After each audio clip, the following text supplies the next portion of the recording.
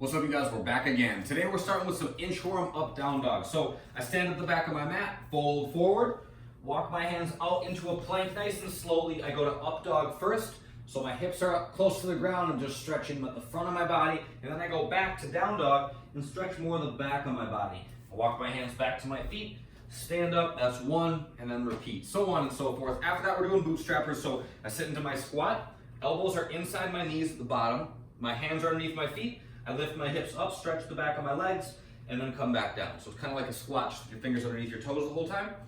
7 mountain climbers are after that. So I go to a plank, right knee to my right elbow, left knee to my left elbow. 1, 2, no need to rush them. And then last but not least, sit-ups with no arms. So I sit up my butt, arms go across my chest, shoulders touch the ground, come all the way up to vertical, and then back down. So on and so forth. The workout today, we're going for 12 minutes. We're gonna start with a 20-second handstand hold. Kind of a spectrum here. If you can get into a full handstand, sweet. Kick up into a handstand, hang out there. Make sure that when you're there, you're thinking about the position of your body instead of just getting inverted, okay? So what I mean by that is that if I'm in a handstand, okay, like this, I'm not just kind of like balancing and getting into a sloppy position and just technically being inverted. That's not the goal. The goal is to get into a strong position despite the challenging position that you're in. Okay, so I want to get into a handstand, and then I'm trying to keep my belly locked up, okay? My arms are extended, my butt's flexed, my knees are locked, my feet are together, and my toes are pointed. So everything is engaged, right? I'm not just balancing, but I'm controlling the position. If you can't get all the way into a handstand, try walking your way halfway into a handstand, okay? Walk 3/4 of the way. Find something that's gonna challenge you in that basic shape for wherever you are at. After that, we're doing 15 sit-ups, 10 dumbbell suitcase lunge ups. So the sit-ups we can use our arms for, you guys know sit-ups, pretty straightforward. Suitcase position means the dumbbells just hang at our sides, like so. So I'm just gonna stand, tap my shoulders, squeeze my belly, step out, tap my back knee, stand up, and switch sides. Step out, tap my back knee, stand up, and switch sides. Back and forth, nice and slowly. Last. Oh, it's a good one. Horrible name, but it's a good, I was thinking of something else. It's the devil press, kind of a horrible name. We're doing 5 of them, okay? Not a huge deal in terms of quantity, but these things are exhausting. So make sure that as you're working through them, work for quality. Don't feel like you need to rush extremely quickly from one rep to the next. Make them perfect, all right? It's gonna combine a couple different movements. The first of which is a favorite of everyone's, it's a burpee. I'm gonna put my hands on the bells, jump my chest between them, and then as I come back up, I hike the bells back between my legs and open my hips and snatch them to overhead, okay? Dumbbells are about shoulder width to start.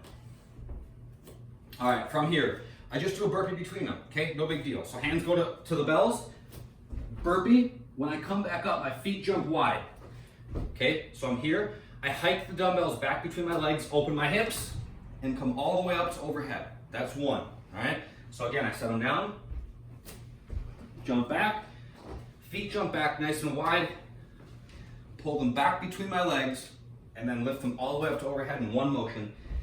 Think about doing like a kettlebell swing, okay? At the back of the swing, my wrists are in contact with my thighs. When I open my hips, that sends the weight up above me, okay? That's what we're going for with the double press. Yeah, very ominously named. That will do the trick. So the bodyweight version is gonna be similar, okay? 20 seconds in a handstand hold, 15 sit-ups, 10 lunges, and then 5 burpees, okay? We'll be able to move through that a little bit more quickly. There's not complexity, there's not weight, you're just going. So keep your pace pretty consistent throughout on that. The fun today, we're gonna do a max set of push-ups. This won't take very long, all right? Some things to think about when you do your push-ups. First, quality. I don't care if you can do 1,000 push-ups in a row. If they're sloppy, they don't count, doesn't matter. You're gonna hurt your shoulders, you're gonna work against yourself, your back's gonna be pissed off or whatever. So make them good, okay? If you have to do less, but they're good reps, that's where it's at, all right? Some things to keep in mind. When our chest touches the ground, okay, our elbows should be about 45 degrees away from our ribs, all right? So I'm not like right here next to my body, I'm not way up here like this, I'm about halfway between, all right? So my chest touches the ground and I push back up. If you can't touch your chest to the ground, put a book or a pillow or something underneath your chest and give yourself a target to work to, okay? it doesn't do you any service to not lower down all the way or to have a point of reference, because you never know how far you're going. And as you get tired, you're going to start to go less and less. So in your head, the number will keep ticking up.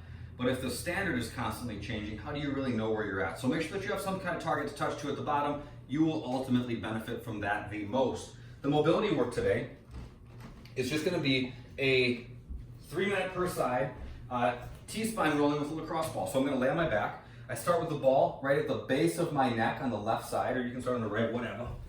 Lay down, put the ball on the muscles on the right below, right at the base of my neck, on the left side of my spine is where I'm at. I put my arm up to overhead, then come back to my hip. Arms overhead, come back to my hip, do a couple passes, then I scoot the ball down an inch, do a couple passes.